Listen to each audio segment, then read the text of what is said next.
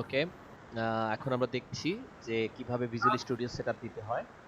তো সেক্ষেত্রে আমরা মাইক্রোসফটের সাইটে গেলাম, ভিজুয়াল স্টুডিও লিখে ডাউনলোডে ক্লিক করার পর আমরা একটা ডাউনলোড হচ্ছে সেটা দেখতে পাচ্ছি। এটা কমপ্লিট যখন হবে দেন পরবর্তীতে কি করতে হবে সেটা আমি বলছি।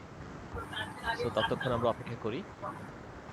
এবং যারা এখানে নতুন, আমাদের প্রথম দুইটা ক্লাস কন্টিনিউলি আসলে পারফেক্টলি মানে রিয়েল ক্লাসে যাব না আমরা যতক্ষণ আমরা আনুষঙ্গিক যে technical knowledge, hardware problem, device problem, noise problem, এইগুলো আমরা আগে ফিক্স করব, লাইনটাকে স্মুথ করব, কথা কমিউনিকেশনটা স্মুথ হবে।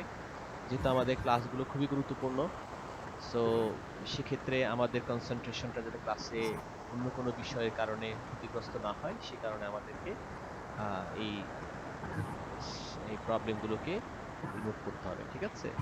সো এটা যতটুকু রিডিউস করা যায় আমাদের এই দুইটা ক্লাসে আমরা সেটা করব। তো এখন প্রথমে আমরা দেখলাম যে রিমোট সাপোর্ট নেওয়ার জন্য আমরা একটা স্পেশাল সফটওয়্যার সেটআপ দিয়েছিলাম যেটা ক্রোমের মধ্যেই থাকে।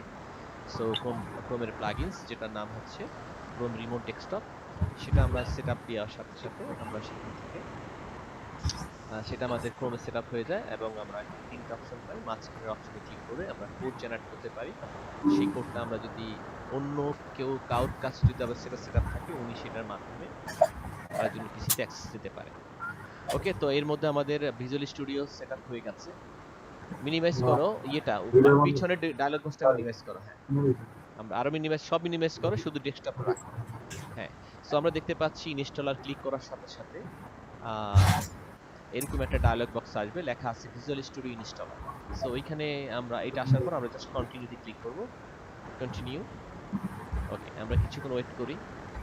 আর ডেস্কটপ শেয়ার দেওয়া যখন হবে, রিমিটে যখন ডেস্কটপটা শেয়ার হবে অন্যরা যাতে ফুল স্ক্রিন পারফেক্টলি দেখতে পারে সে কারণে নিচে দেখা একটা স্টপ শেয়ারিং অপশন আছে, সেটাকে হাইড করে দাও। হাইড, হ্যাঁ, এখন আমি সম্পূর্ণ দেখতে পাচ্ছি, ঠিক আছে?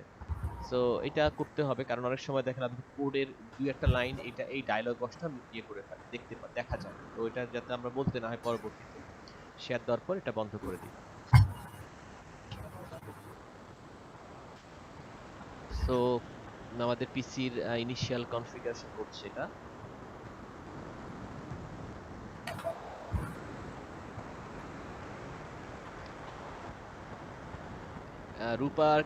রূপা ইসলামের কি এটা আছে সেটআপ করা? জি স্যার, ওই যে আগে কয়েকদিন ক্লাস হ্যাঁ, ওইটা কি করছিলাম। ভার্সন এটাই ছিল নাকি নতুন ভার্সন?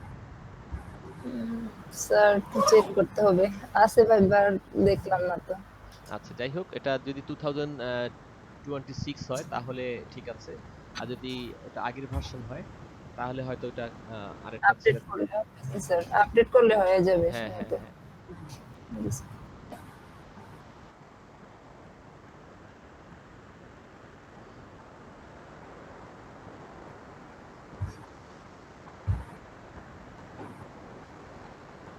আচ্ছা, সো এখানে দেখা গেল যে প্রথম যে ওই ডায়লগ বক্সটা ছিল সেটা পরিবর্তন হয়ে আরেকটা বড় ডায়লগ বক্স আসলো। এখানে এটাকে বলা হয় ইনস্টলার প্রোগ্রাম।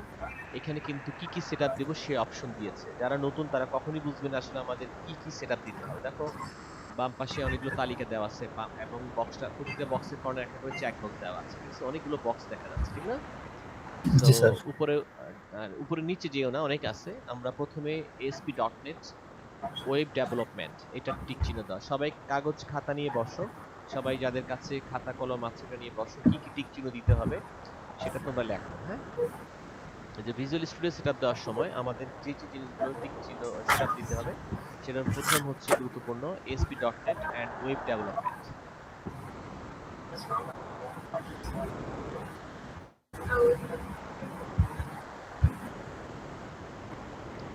আচ্ছা, তারপর নিচে আসো, আরো নিচে আসো। আচ্ছা, এখানে আমরা যদি আমরা কখনো ফ্লাটার বা অ্যান্ড্রয়েড নিয়ে কাজ করি তাহলে আমাদেরকে নিচের C++, ডেস্কটপ এগুলো লাগবে। আপাতত এগুলো আমার দরকার নাই। উপরে যাও, একটু উপরে। এখানেও এটা দরকার নাই। একটু নিচে আসো, ASP.NET ডেস্ক একটু নিচে আসো। ওকে, আর আপাতত দরকার নেই, আপাতত এটা অন্যগুলো দিলে প্রচুর এমবি নষ্ট হবে ডেস্কটপে। সো আপাতত এতটুকুই, আমরা চাইলে পরে আপডেট করতে পারবো। নেক্সট, এবার ইনস্টলে ক্লিক করো। হ্যাঁ, ইনস্টল। হ্যাঁ, অনেক সময় দেখা গেল যে অনেকের সি ড্রাইভে জায়গা থাকে না, সেক্ষেত্রে মিনিমাম ওটাতে সেটআপ দিলেই হবে।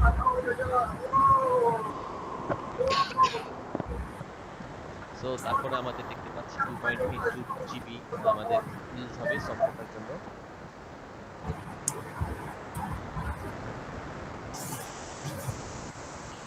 আচ্ছা, তো এটা সেটআপ হয়ে গেলে অটোমেটিক্যালি আমাদের তেমন কিছু করতে হবে না। এরপরে আরেকটা সফটওয়্যার সেটআপ দিতে হবে, যেটা নাম স্যার, হচ্ছে, হ্যাঁ বলো। এই যে স্টার্ট আফটার ইনস্টলেশন, এখানে কি ক্লিক দেওয়া লাগবে স্যার? কোথায়? এই যে ডাউনলোডের পরে না যে না আছে। না, এটা টিক দেওয়া লাগবে না, এটা আমরা জানি, এটা সরে রাখো। এবার এটা মিনিমাইজ করো, এটা সময় লাগবে প্রচুর, তোমার খানিক ঘন্টা খানিক লাগবে। তো এরপরে আরেকটা সফটওয়্যার সেটআপ দিতে হবে।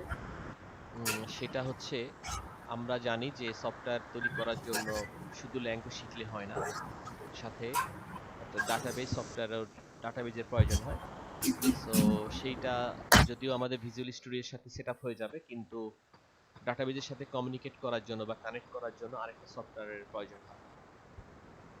ওটার নাম হচ্ছে মাইক্রোসফট ম্যানেজমেন্ট স্টুডিও। মাইক্রোসফট, হ্যাঁ, এসকিউএল সার্ভার ম্যানেজমেন্ট স্টুডিও। এটা হচ্ছে এসকিউএল সার্ভার, লেখো এসকিউএল সার্ভার, এটা মুছো, পুরোটাই মুছো, মাইক্রোসফট লেখা লাগবে না। SQL server, SQL space, sir এটা স্পেস দাও, স্পেস দাও। হ্যাঁ, সার্ভার, এসিআরভিইআর স্পেস ম্যানেজমেন্ট স্টুডিও। হ্যাঁ, এবার মিনিমাইজ করো। হচ্ছে, ঠিক আছে, সরি। এখন তুমি দেখো, ওই যে ক্লিক করো এখানে, হ্যাঁ, এটাতে ক্লিক করো।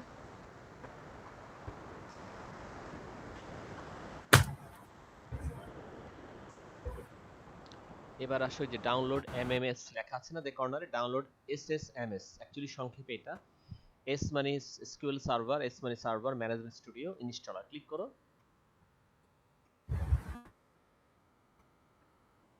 ক্লিক হয়েছে মনে হয়, উপরে ডাউনলোডে হচ্ছে মনে হয়, দেখো তো কর্নার, এখানে না উপরে, হ্যাঁ। না স্যার, না না, হচ্ছে না হয়নি, স্যার। তাহলে ক্লিক পড়ে নাই, আবার ক্লিক করো।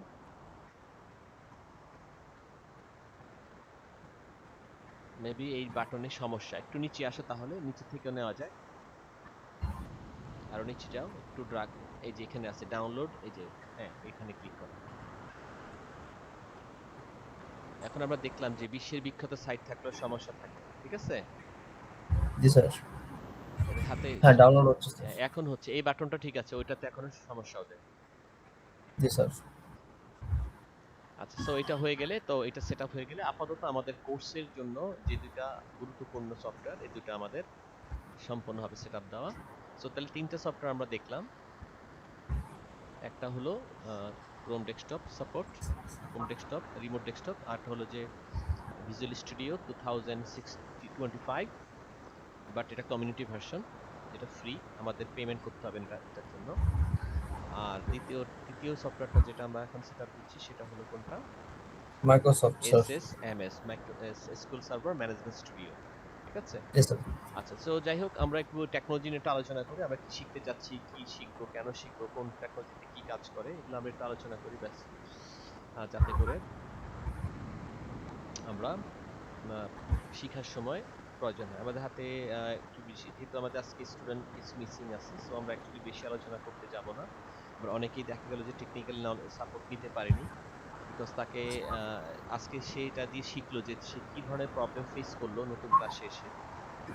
সে মাইক্রোফোন কানেক্ট করতে পারলো না, কথা বলতে পারলো না, কমিউনিকেট করতে পারলো না, এটা সে আজকের দিনের মধ্যে টেকনিক্যাল পিপল, বাসার কোনো লোক থাকলে বা কোনো ভাই থাকলে বা পরিচিত কেউ থাকলে, সেটার মাধ্যমে সে জেনে নিবে, ঠিক আছে।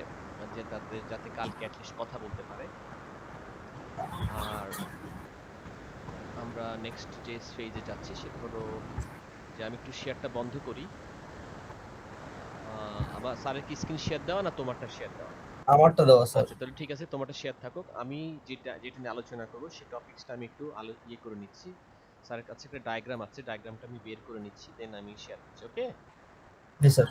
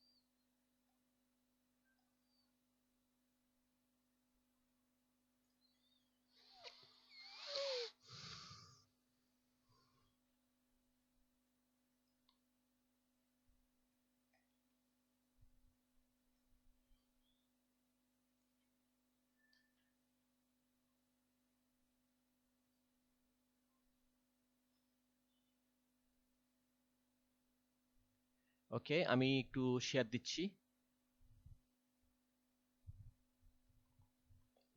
শেয়ারটা বন্ধ করো।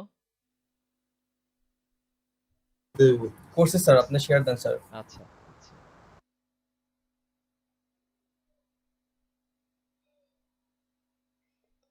আচ্ছা, স্যার একটা ডায়াগ্রাম নিয়ে আসছি। এই ডায়াগ্রামটা আগের ক্লাসে করেছিলাম। সো এটাকে একটু বড় করি।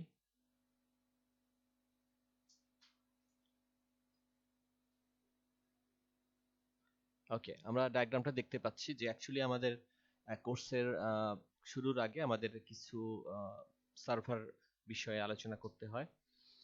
এটা সবসময় রাখতে হবে যে এগুলো যে সম্পর্কে যদি আমাদের আলাদা ধারণা না থাকে, অ্যাকচুয়ালি আমরা কোথায় শিখছি, কি শিখছি, কেন শিখছি, এগুলোর উত্তরটা আসবে না। তো সর্বপ্রথম আমরা যাই যে এখানে প্রত্যেকটা বিশ্বের যে কোনো কোম্পানিতে যাই না কেন, যে কোম্পানিতে আমরা চাকরি করি না কেন, কম বেশি সব কোম্পানিতে এইভাবে কম্পিউটারগুলো সেট আপ থাকে। মিনিমাম, একদম মিনিমাম স্মল কোম্পানি থেকে লার্জ কোম্পানিগুলোতে এই ধরনের কম্পিউটারগুলো থাকে, এবং এক একটা কম্পিউটারের এক এক ধরনের উদ্দেশ্য থাকে, এবং তারা নিজেরা নিজেরা কমিউনিকেশন মাধ্যমে এবং কোলাবোরেশনের মাধ্যমে কাজ করে।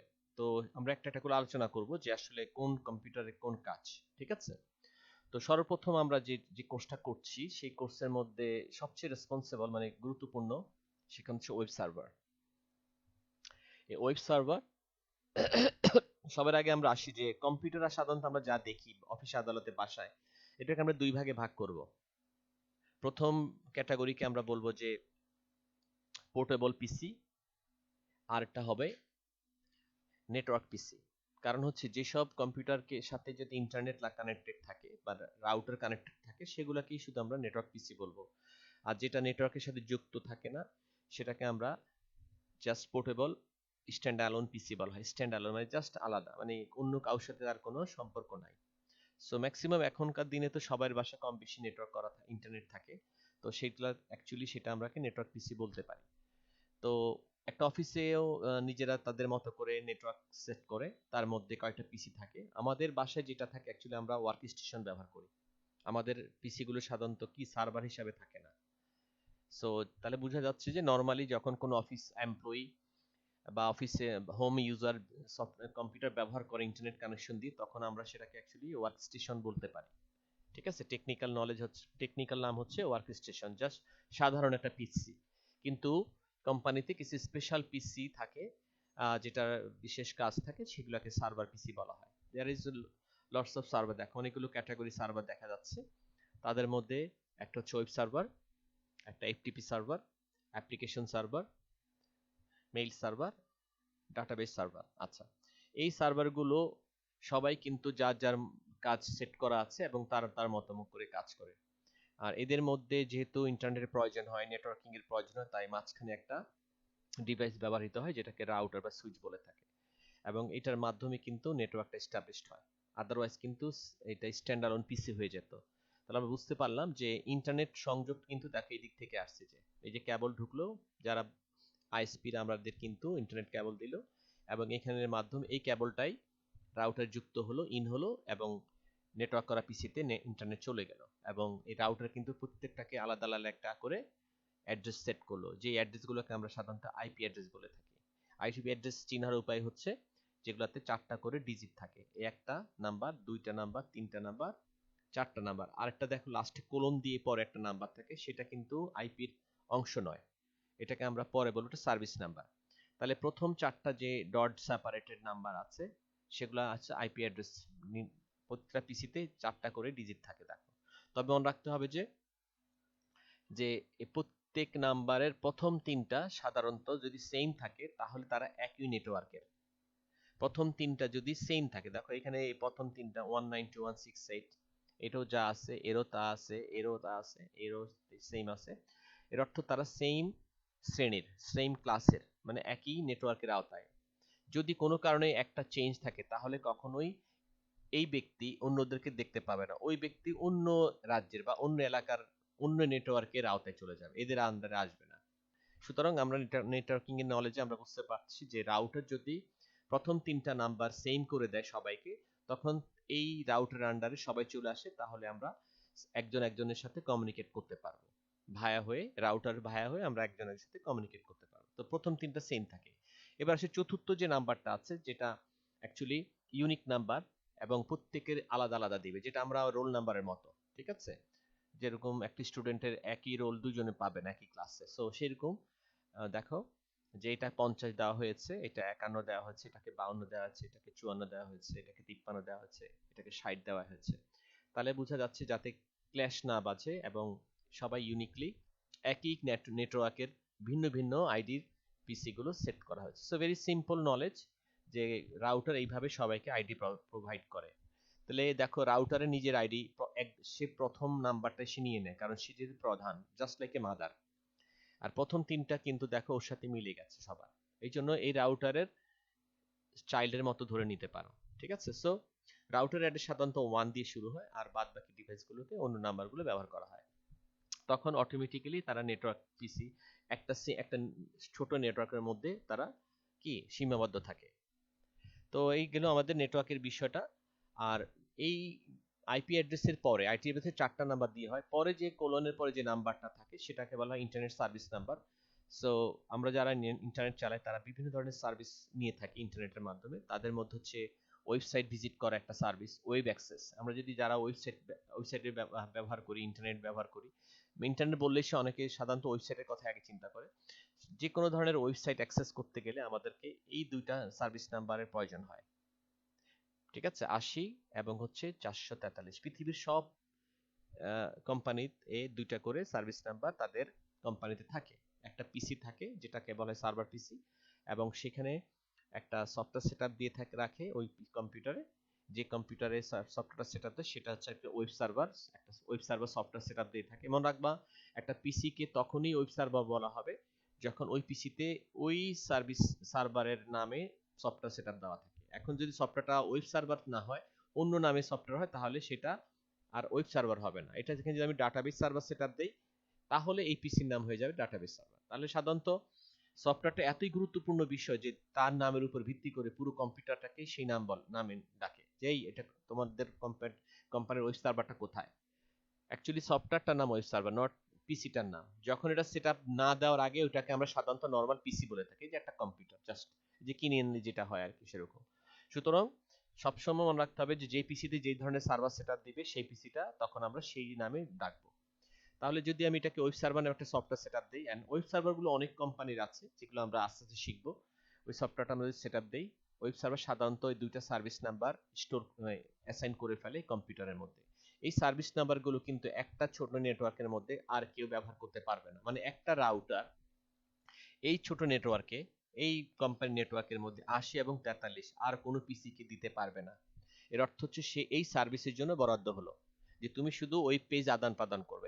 এই পিসিতে শুধু আমরা ওয়েব পেজ রাখতে পারবো, মানে ওয়েবসাইট রাখতে পারবো। যে সার্ভার আমরা ওয়েবসাইট রাখি সেই সার্ভারের সার্ভিস নাম্বার হচ্ছে 80 অথবা 443। 80 কোনটা এবং 443 কোনটা সেটা আমরা জানবো। এখানে আমি কিন্তু স্যার একটা নোট দিয়েছি।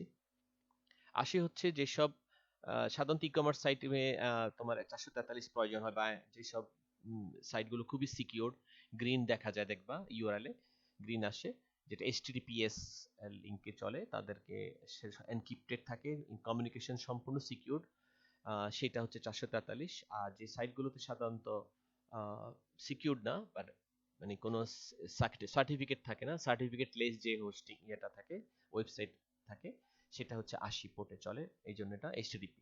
সো দুইটাই সাধারণত ওয়েব সার্ভারের জন্য বরাদ্দ থাকে।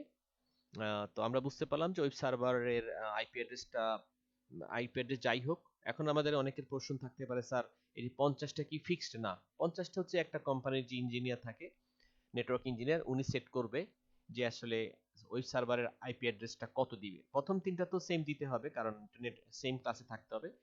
চতুর্থ নাম্বারটাকে তাকে চেঞ্জ করে করে দিতে হবে। সো সে নির্ধারণ করবে সে সার্ভারকে কত দিবে, ওয়েব সার্ভারকে কত দিবে এবং ডাটাবেস সার্ভারকে কত দিবে, এটা তাকে নির্ধারণ করতে হবে। কিন্তু লাস্টে যে নাম্বারটা, এটা অ্যাকচুয়ালি তাকে নির্ধারণ করার তার সুযোগ নাই। এটা যখন সফটওয়্যারটা সেট দিবে ওয়েব সার্ভার, এই ওয়েব সার্ভারেই সাধারণত এই নাম্বারটা সেট করে দিবে। মানে হচ্ছে এই নেটওয়ার্কের মধ্যে এই নাম্বার আর কোনো পিসিতে ব্যবহার করা যাবে না। ঠিক আছে? সো আমরা এখন বুঝলাম যে ওয়েব সার্ভারটা সাধারণত ওয়েব সার্ভারের দায়িত্ব থাকে কিসের জন্য? শুধুমাত্র ওয়েবসাইট, ওয়েব পেজ স্টোর করার জন্য, যেটাকে আমরা বলি হোস্টিং করার জন্য। যেখানে ওয়েবসাইট রাখলে বিশ্বের অন্যান্য মানুষ পৃথিবীর যে কোনো জায়গা থেকে, যে কোনো লোকেশন থেকে ওয়েব সার্ভার অ্যাক্সেস করতে পারে। এখন ওয়েব সার্ভার অ্যাক্সেস করা আবার দুই প্রকার। প্রথম হচ্ছে যে এই সার্ভারটা যদি কোনো বিল্ডিং এর মধ্যে থাকে বা কোনো অফিসে থাকে, সেক্ষেত্রে বাহিরে যদি তুমি অন্য অন্য নেটওয়ার্ক থেকে যদি তুমি এদের ওয়েবসাইট দেখতে চাও, তাহলে কি অ্যাক্সেস করবে? মানে উনি কি দেখতে পারবে? এই আইপিতে, এখানে যে আইপিটা দেখতে পাচ্ছি, এই আইপিটা অ্যাকচুয়ালি রাউটারের নিজস্ব আইপি, রাউটার নিজে দিয়েছে। এটাকে আমরা লোকাল আইপি বলি। এর অর্থ হচ্ছে এইখানের ভিতরে যারা আছে, মেম্বার এমপ্লয়িরা আছে, তারা কিন্তু অ্যাক্সেস করতে পারবে এই ওয়েবসাইট। ওদের যদি নিজস্ব ওয়েবসাইটটা ওরা অ্যাক্সেস করতে পারবে, তো অন্যরা পারবে না। বাহির থেকে কোনো পিপল এই ওয়েবসাইট দেখতে পারবে না। তো অনেক সময় দেখা গেল যে একটা ওয়েব সার্ভারে অনেক সময় দেখা গেল যে একটা সফটওয়্যার তৈরি করে, ওয়েব অ্যাপ্লিকেশন আমরা বলি। সফটওয়্যারগুলোকে সাধারণত ওয়েব বেস সফটওয়্যারগুলোকে আমরা ওয়েব অ্যাপ্লিকেশন বলি। আর কোম্পানির সার্ভিস এবং কোম্পানির অ্যাড্রেস বা তোমার প্রোডাক্ট সম্পর্কে তথ্য দেওয়ার জন্য, জাস্ট পিপলকে তথ্য দেওয়ার জন্য যে ওয়েব অ্যাপ্লিকেশন তৈরি করা হয় বা ওয়েবসাইট তৈরি করা হয়, সেটা অ্যাকচুয়ালি এমপ্লয়ির উদ্দেশ্যে তৈরি করা হয় না। এটা সাধারণত বাহিরের মানুষ যাতে কোম্পানির সম্পর্কে জানে তাদের জন্য।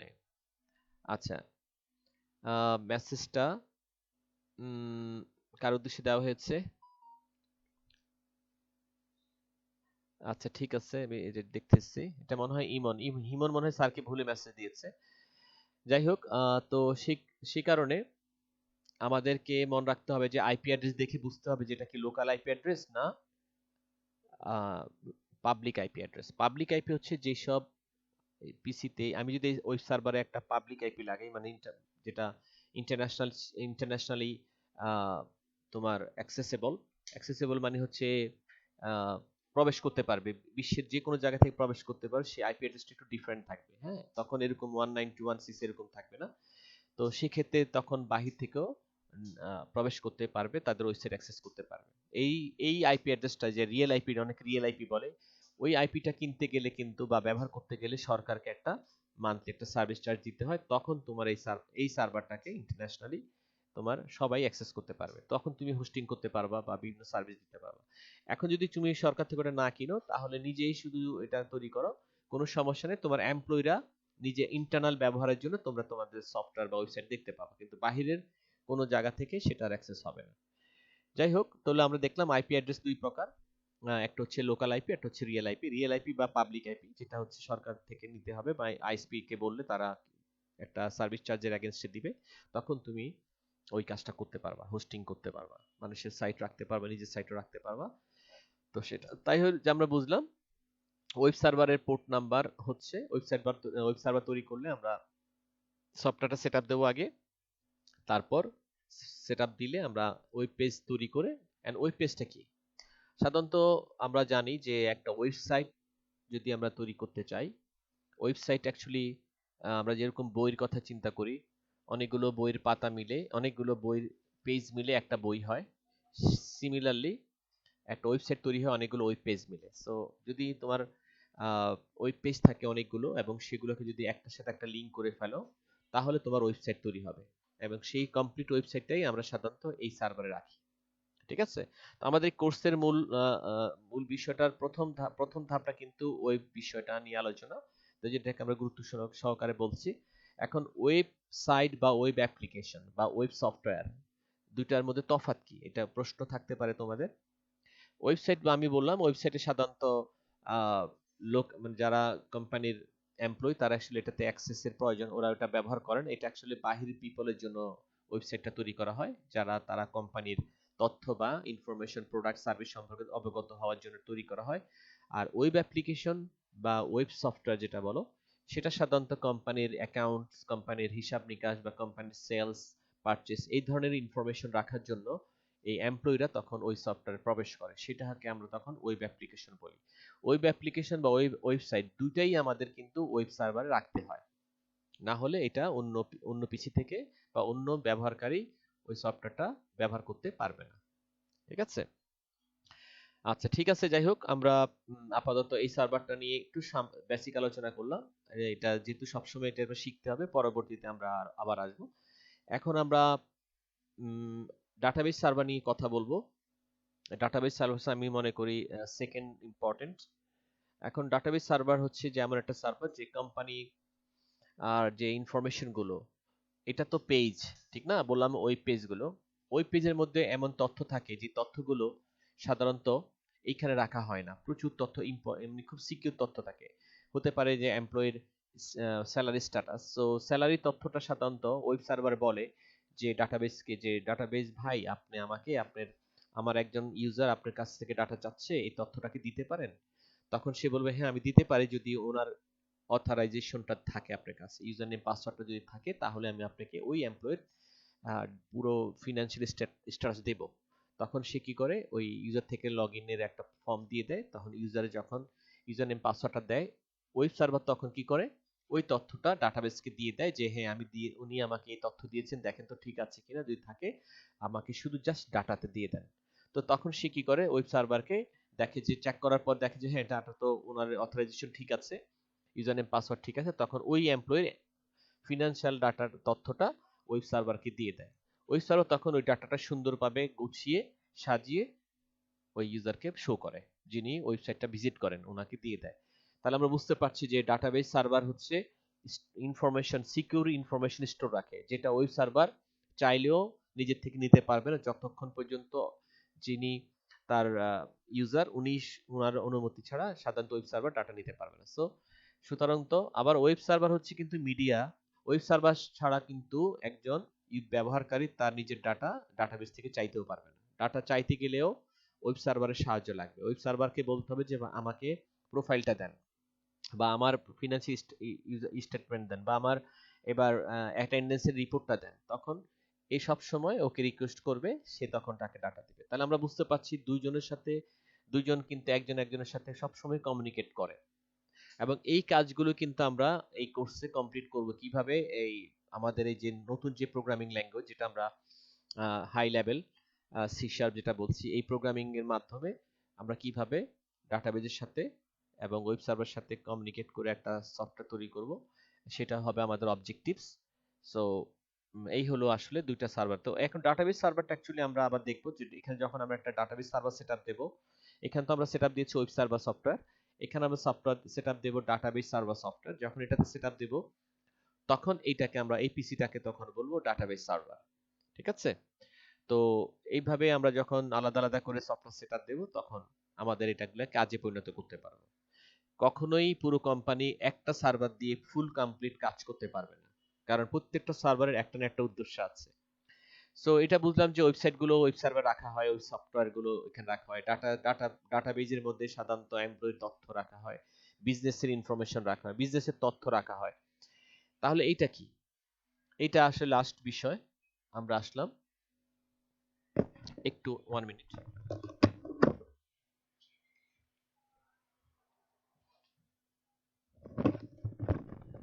আচ্ছা, তো এখানে আমরা যে আসছি তৃতীয় ইম্পর্টেন্ট যেটা আমরা মনে করি সেটা হচ্ছে এফটিপি সার্ভার। এখানেও আমরা একটা সফটওয়্যার সেটআপ দেব, যে সফটওয়্যারটা বলে এফটিপি সার্ভার সফটওয়্যার সেটআপ দেব, তখন এই পিসিটা হয়ে যাবে এফটিপি সার্ভার পিসি। হ্যাঁ, তো এটার কাজ কি? এটা হচ্ছে এমন একটা কাজ, এটা হচ্ছে আমরা যখন এমপ্লয়িরা যদি কোনো কোম্পানির এমপ্লয়ি যদি রিমোট লোকেশন থেকে কাজ করে, সাপোজ দেখো কেউ হচ্ছে ইউকে থাকে, কেউ লন্ডনে থাকে, কেউ বাংলাদেশে থাকে, তো অফিসটা যদি তুরস্কে থাকে, তাহলে এই কোম্পানির হয়ে যারা কাজ করবে তারা কিভাবে এমপ্লয়ির করা কাজ তারা নিজেরা নিবে, মানে কিভাবে ডাটাটা পাঠাবে, ওই দেশ থেকে ডাটা কিভাবে কোম্পানির কাছে পাঠাবে।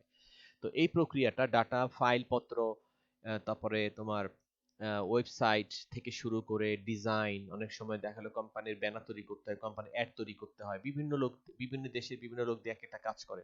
এই কাজগুলো সে রিসিভ করবে সিকিউর ভাবে, সেটা হচ্ছে এফটিপি সার্ভার। সিকিউর ভাবে রিসিভ করে সে তখন যেমন ওয়েবসাইট যদি এমন এমন হয় যে তাদের কোম্পানি একটা ওয়েবসাইট তৈরি করবে, আগের ওয়েবসাইটটা ভালো নয়, নতুন করে একটা ওয়েবসাইট তৈরি করবে, তো তখন সে দেখা গেল যে ফ্রিল্যান্সিং এর মাধ্যমে সে একজনকে কালেক্ট করলো, সে হয়তো দেখা গেল যে সে পাকিস্তানি। সো পাকিস্তান থেকে একজনকে নির্ধারণ করলো, সে যখন সফটওয়্যার ওয়েবসাইটটা রেডি করে ফেললো তখন তাকে একটা পাসওয়ার্ড দেওয়া হয়, যে তোমাকে আমি ইউজার নেম পাসওয়ার্ড দিলাম, তুমি আমাকে তোমার সাইটটা পাঠায় দাও। তখন এই ইউজার নেম পাসওয়ার্ড অ্যাকচুয়ালি ওর ফাইল পত্র পাঠানোর জন্য এই সার্ভারে দেওয়া হয়। তো এই সার্ভারে তখন ইউজার নেম পাসওয়ার্ড দিলে ও লগ ইন করার পর ওই ডাটা এইখানে পাঠায় দেয়। এই ফাইল থেকেই এই এফটিপি সার্ভারে নির্ধারণ করে যে এই ফাইলগুলো কোথায় যাবে, এটা কি ওয়েব সার্ভারে যাবে নাকি ওর এখানে থাকবে। ঠিক আছে, তখন অ্যাকচুয়ালি মূলত এইটার থ্রুতে ওয়েব সার্ভারে হোস্টিং হয়ে যায়, ওয়েবসাইটটা যেখানে থাকার দরকার সেখানে চলে যায়, তখন তাদের সাইটটাকে রিফ্রেশ করলে নতুন সাইটটা দেখতে পায়।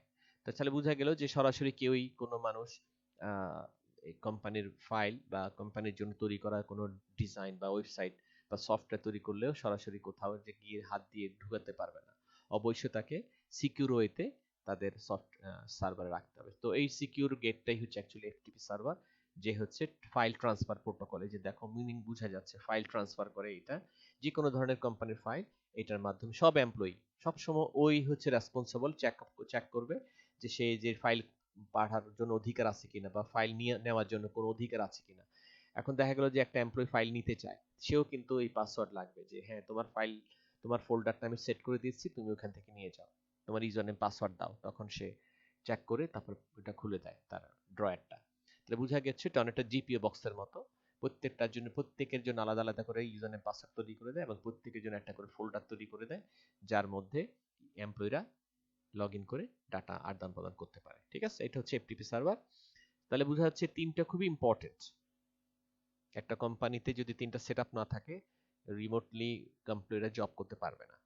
ঠিক আছে, আর এটা হচ্ছে ওর ওয়ার্ক স্টেশন। ওয়ার্ক স্টেশন সাধারণত অনেক বেশি থাকে, আমি এখানে একটা যেহেতু জায়গা নেই একটাই দিয়েছি। ওয়ার্ক স্টেশন দেখা যায় 200 100 500, যত এমপ্লয়ি তত জনের যদি কম্পিউটার প্রয়োজন হয়, তো প্রত্যেকের করে একটা করে পিসি থাকে, প্রতিটাকে আমরা ওয়ার্ক স্টেশন বলি। কিন্তু এই সার্ভার পিসি গুলো একটা নির্দিষ্ট রুমে রাখা হয়, একটা রুমের মধ্যে সিকিউর ভাবে লক করে এসির মধ্যে রাখা হয়। সার্ভার পিসি গুলো কেন এসিতে রাখা হয়, কোল্ড রুমে রাখা হয়, কুলার রুমে, কারণ হচ্ছে সার্ভার পিসি যখন অনেক প্রসেসের ডাটা প্রসেসিং এর কারণে হিট হয়ে যায় এবং প্রসেস যাতে গরম না হয়ে যায় এবং এটাতে পারফরমেন্স কমে যায়।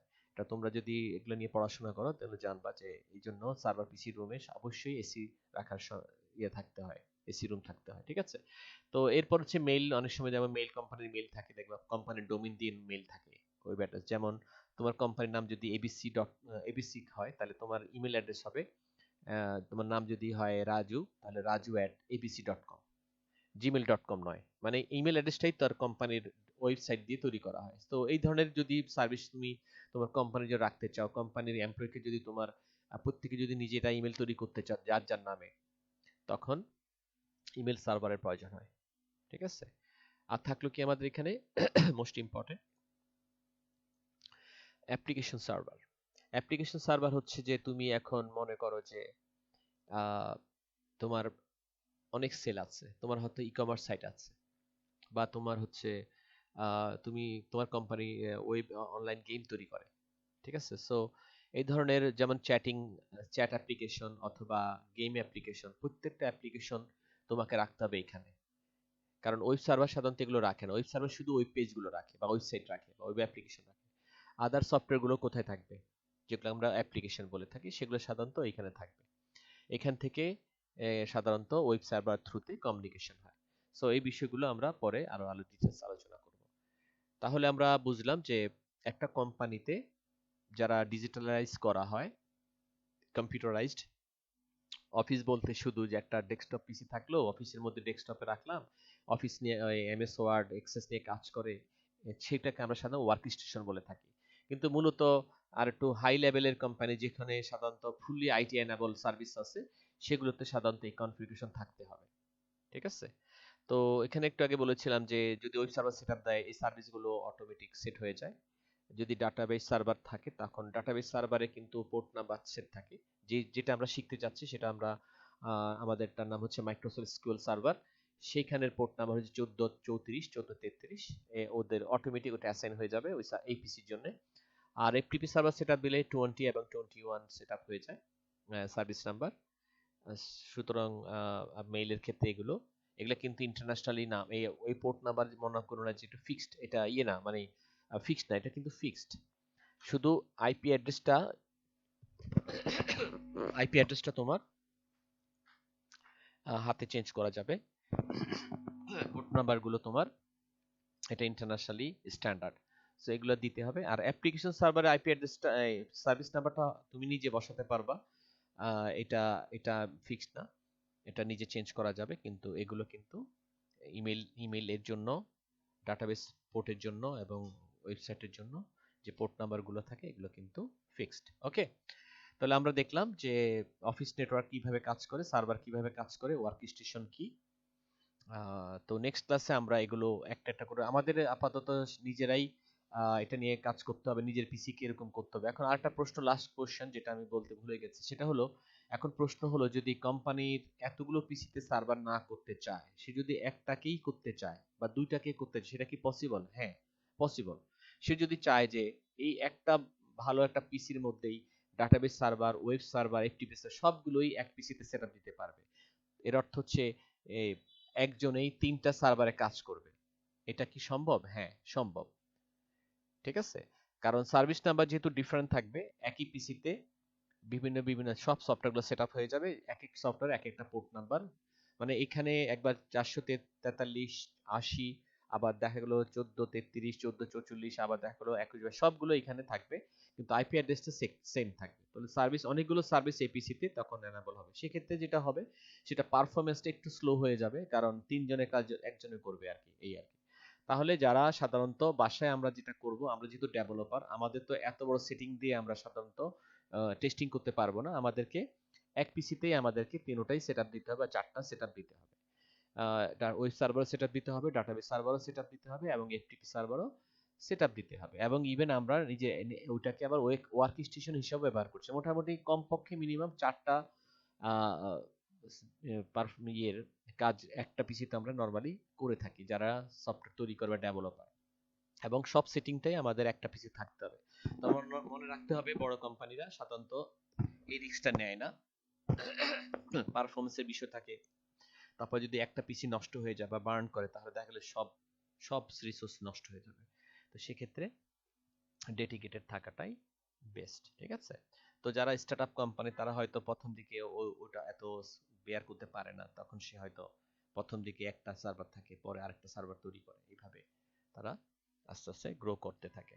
ঠিক আছে, তো যদি কোনো কোশ্চেন থাকে স্যারের কাছে এই বিষয়ে কোশ্চেন করতে পারেন। স্যার অ্যাপ্লিকেশন সার্ভারটা যদি একটু বলতেন।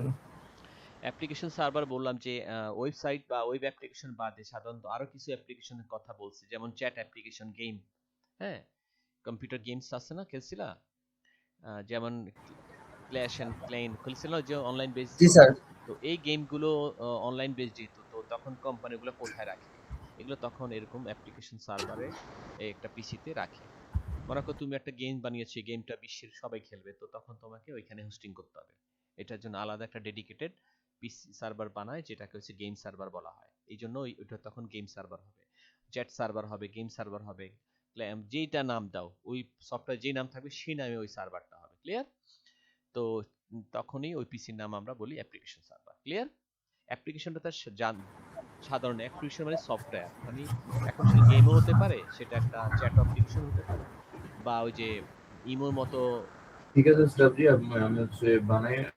ইমো যেটা, এই যে ইমো অ্যাপ আছে না, যে কমিউনিকেশন অ্যাপ, বা হোয়াটসঅ্যাপ, এইগুলো হচ্ছে অ্যাপ্লিকেশন। সো ওগুলো কিন্তু সবই সার্ভার বেস সফটওয়্যার। যে কোনো সার্ভার বেস সফটওয়্যার গুলো সাধারণত এই অ্যাপ্লিকেশন সার্ভারের আওতায় আসবে। ক্লিয়ার? Clear sir. হ্যাঁ।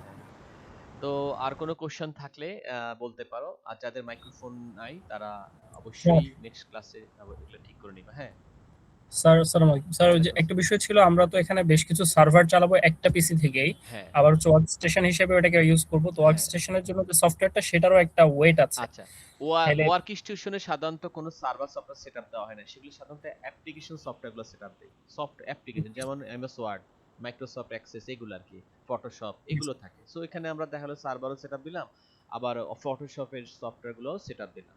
তো সবগুলোই দেখা গেল আমরা আসলে আমাদের ডেভেলপার করে থাকি। তো তখন আসলে পারফরমেন্সটা তখন একটু, যেহেতু সার্ভারগুলো আমরা অনেক সময় বন্ধ করে রাখি, তো সেক্ষেত্রে আর ইফেক্ট পড়ে না। যদি অল টাইম রানিং রেখে ওইটাও করলাম এটাও রানিং রাখলাম, তখন গিয়ে, এবং আমার প্রচুর ক্লায়েন্ট থাকলো, আর সাধারণত ডেভেলপার পিসিরা তারা ক্লায়েন্টরা কানেক্টেড থাকে না, এই সার্ভার সার্ভিস নিয়ে থাকে না, সুতরাং এই জন্য তো পারফরমেন্সে তো মানে সমস্যা হয় না।